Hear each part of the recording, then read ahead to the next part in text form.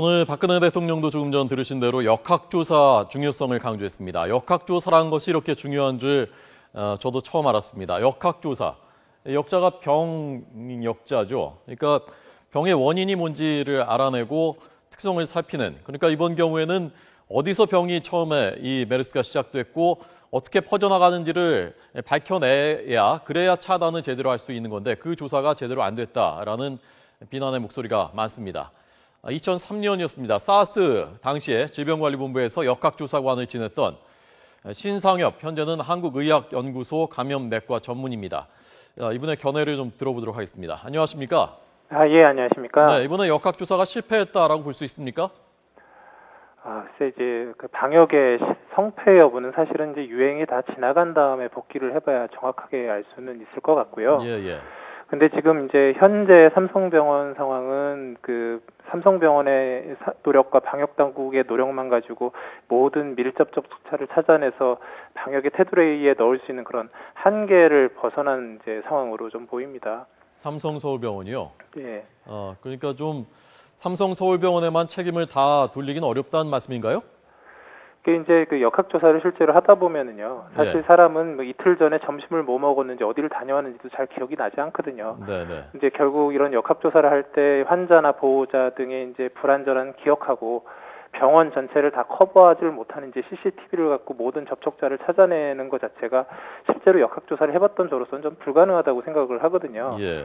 그래서 때문에 이제 병원과 방역 당국이 암만 노력해도 이제 한계가 있을 수밖에 없기 때문에 지금으로서는 이제 기존의 삼성병원에서 치료받고 있는 중환자들의 안전은 지키면서 또 방역을 효율적으로 할 수 있는 그런 방안들을 이제 방역 당국에서 고민하고 있는 상황으로 보입니다. 네. 그럼 어떻게 해야 되나요? 이것이 뭐 꼭 이번에 누구한테 책임이 있느냐를 묻는 차원뿐만이 아니라 앞으로 또 이런 일이 앞으로 또 어떤 전염병이 발생하지 않는다는 보장이 없으니까요. 이번에 시스템을 잘 제대로 완비를 해놔야 될 텐데 이제는 그러면 앞으로 또 이런 일이 발생하면 누가 어떻게 그걸 통제를 해야 되는 겁니까? 그 이제 제가 과거에 이제 사스 때 이제 역학조사관으로도 활동해봤고 이번에 이제 메르스 이제 사태를 이제 좀 지켜보면서 이러한 이제 외부 전염병이 들어왔을 때 이제 조기에 이런 걸 종식시키기 위해서는 전 두 가지가 필요하다고 생각을 합니다. 하나는요. 정부의 적극적인 행정적인 지원이 필요한데요. 사실 사스 당시에는 우리나라에 사스가 들어오기 전부터 이제 총리님을 중심으로 이제 사스 대책위가 구성이 됐었거든요. 전 국가적인 유행병이 돌 수 있는 상황에서는 이제 질병관리본부나 보건복지부 단독으로 해결이 되지 않는 경우가 많기 때문에 최소한 총리급의 컨트롤 타워는 있어야지 부처 간 협조가 원활하게 돼서 이제 방역 지원을 할 수가 있거든요. 근데 이제 이번 메르스에는 이제 그런 부분들이 좀 부족했던 부분이 있고요. 사실 그 다음으로 가장 중요한 거는 이제 이런 감염병의 시작 시점에서는 그 경험 많고 충분한 능력을 가진 이제 역학 전문가, 역학조사관에 의한 초기 그 조사가 진행이 되고 그런 역학조사관한테 이제 현장 방역의 그 전권을 좀 주는 게 필요합니다. 지금 메르스가 우리나라에서야 이번이 처음이지만 사실 2012년부터 사우디에서 유행을 했었고 이미 메르스라는 질환이 이제 병원으로 유행되고 지역사회는 거의 불가능하고 초기 단계에 그래서 병원 방역을 철저히 하면 막을 수 있다. 이런 거는 뭐 저 같은 방역 전문가나 감염 전문가라면 누구나 다 알고 있었던 정보였거든요.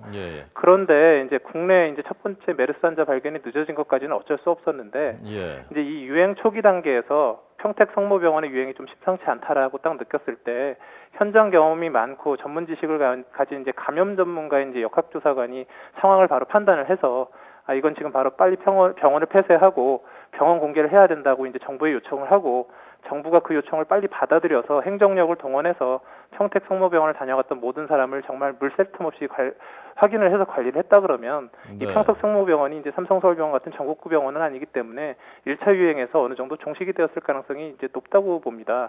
그런데 그 역학조사는 인력이 충분하고 경험이 많은 사람들이 있었다면 예컨대 이번에 만약에 1차에서 다 안 막아졌다면 삼성서울병원에도 정부의 역학조사 전문가들이 가서 거기서 통제할 수 있는 겁니까? 원래 그렇게 돼 있나요? 역학조사는 이제 정부에서 이제 이제 원래 진행을 하도록 되어 있고요. 근데 이제 방역이라는 게 제한된 인력과 이제 인력을 가지고 있기 때문에 이제 선택과 집중을 해야 되는 부분들이 있어서 지금 현재는 뭐 인력이나 뭐 여러 가지 부분들이 실제적으로 많이 부족한 상태라고 볼 수 있죠. 제가 보니까 현재 역학조사관이 34명이고요. 맞죠? 예, 지금요? 맞습니다. 34명 중에 94%, 32명이 공중보건이 그러니까 병역 대신 하는 상대적으로 경험이 많지 않은 그 인력들이라고 하는데 2003년하고 비교하면 그때는 이런 상황이 아니었나요?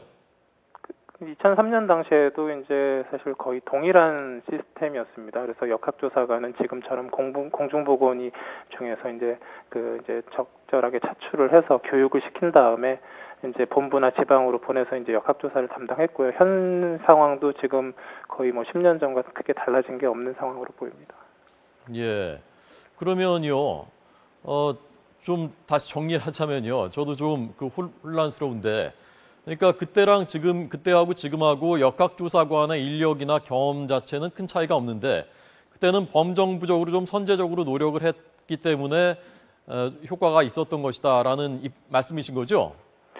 지금 역학조사관은 이제 이렇게 잠시 이렇게 공중보건의사를 하면서 1년에서 3년간 근무하려고 이제 가셔야 되는 게 아니고 정말로 전문가가 오랜 기간 동안 이제 계속 경험을 쌓아가면서 네. 어느 정도 전권을 가지고 그 시시각각 변하는 그 역학적 환경에 적극적으로 대처를 하고 그런 이제 전문가가 판단을 했을 때 정부가 받아들여주고 이런 이제 좀 구조화된 시스템이 되어야 되는데 예. 사실 뭐 사스 당시에는 사실 큰 이런 대유행이 없었기 때문에 예. 문제가 드러나질 않았을 뿐이지 그때 당시에는 컨트롤 타워가 제대로 됐다는 것들은 맞지만 아마 지금 같은 상황이 벌어졌다 그러면 크게 달라지지 않았을 그런 역학적 상황이라고 보거든요. 그러면 박사님 보시기에 지금 34명인데요. 숫자는 몇 명 정도는 적어도 있어야 된다. 그리고 이 중에서 몇 명 정도는 아주 숙련된 전문가들이어야 된다라는 걸 정책적인 조언을 이 자리에서 좀 해주시죠.